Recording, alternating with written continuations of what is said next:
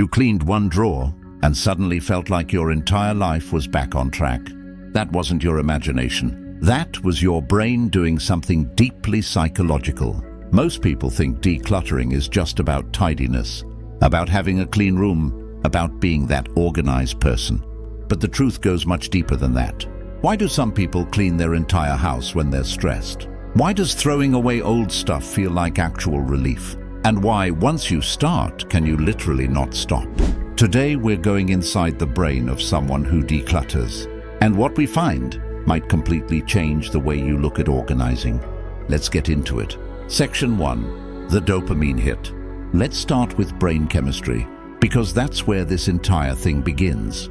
When you declutter, when you finally throw away something you haven't used in years, your brain releases dopamine. Dopamine is the feel-good neurotransmitter connected to motivation, reward, and satisfaction. It's the same chemical involved when you achieve something important, win a game, or receive praise from someone you respect. But here's what most people misunderstand. The dopamine hit from decluttering isn't only about cleaning, it's about regaining control. Think about daily life for a second. How much of it do you actually control? The economy? No. Other people's opinions? Definitely not. Traffic? Absolutely not. Unexpected problems? Also no. But your room? Your desk? Your closet? That space belongs to you. Every object you pick up becomes a decision you control completely. Keep it, donate it, throw it away. Your brain loves moments like that because they create certainty. And certainty feels safe. Every small decision becomes a small psychological win. And those small wins create momentum.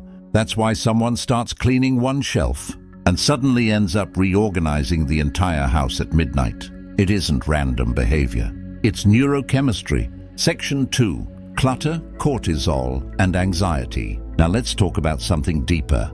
For many people, decluttering isn't just enjoyable. It's emotional regulation. Research has shown that cluttered environments increase cortisol levels, the hormone associated with stress. In other words, visual chaos creates mental chaos.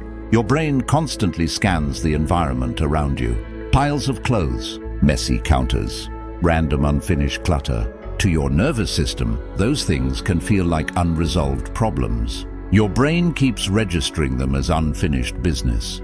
Stay alert. Something still needs attention. That low-level stress builds quietly in the background. But when the space becomes clean and organized, the signal changes. Everything is in order. You can relax now.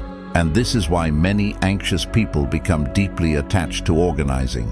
Not because they're obsessed with perfection, but because their nervous system discovered something that genuinely calms them down. Think about it. You can't instantly fix your career. You can't immediately solve relationship problems.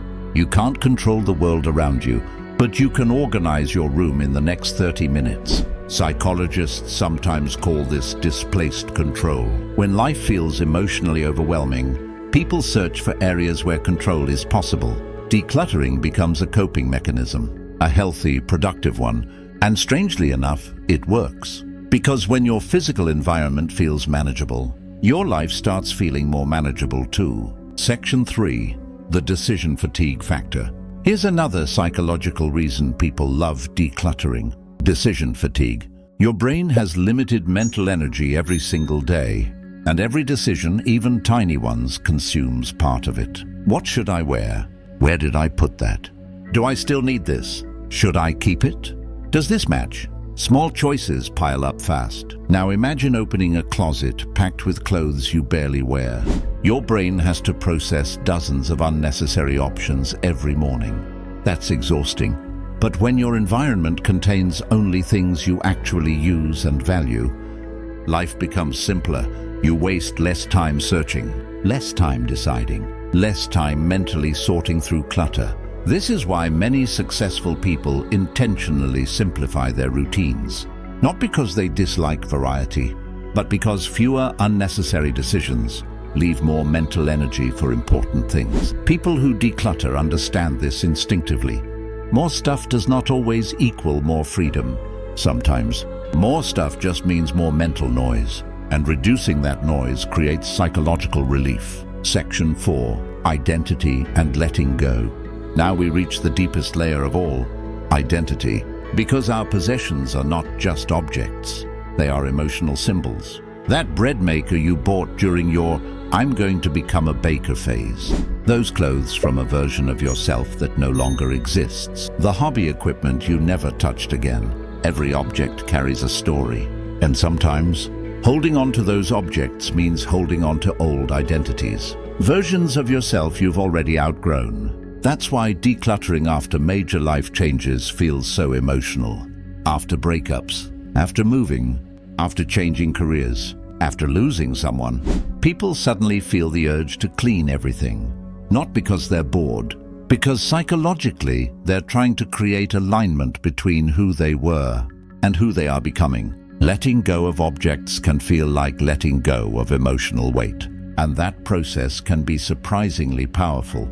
You donate the clothes, throw away the reminders, clear the shelves, and without realizing it, you're telling yourself something important. I'm not that person anymore. And that's okay. That's not just organizing, that's self-acceptance. Section 5. The psychological reset button. Now think about when people declutter most intensely. At the beginning of a new year, after a breakup, after moving into a new home, after losing a job, after emotional burnout. That pattern isn't random. Humans naturally crave external resets during internal transitions. We want our environment to reflect the new version of ourselves forming inside. Cleaning becomes symbolic, a psychological reset button. An empty shelf stops feeling empty. It starts feeling like possibility, like breathing room, like space for something new. That's why decluttering can feel strangely emotional and deeply satisfying at the same time. You're not just cleaning your environment, you're psychologically preparing for a new chapter.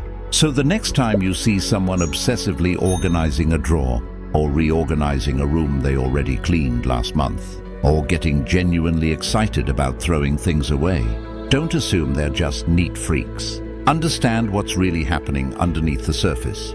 They're reclaiming control, reducing anxiety, protecting their mental energy, letting go of old identities, and creating space for something new. One drawer, one decision, one small act of letting go at a time. That's not just cleaning, that's psychology. If this resonated with you, leave a comment below. Do you declutter when you're stressed, or before a major change in your life? And if you enjoyed this video, subscribe and stick around, because every week we explore the hidden psychology behind everyday human behavior. See you in the next one.